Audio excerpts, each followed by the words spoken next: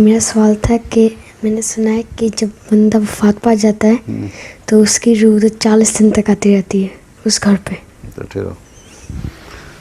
یہ ہے کہ ایک روایت میں کہ 40 دن تک جو اس کے قریبی رشتہ دار ہیں نا وہ اسی قبر پہ جا کے دعائیں کرتے رہیں اس کے درجات کی بلندی کے لیے، تاکہ جو فیصلے ہونے ہیں اس کے حق میں ہوتے جائیں، اس کے درجات بلند ہوتے جائیں.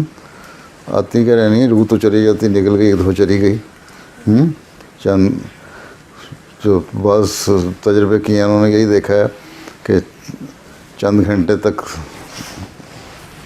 وہ اپنے جسم کو دیکھ رہی ہوتی ہے، روح اس کے بعد چلی جاتی ہے.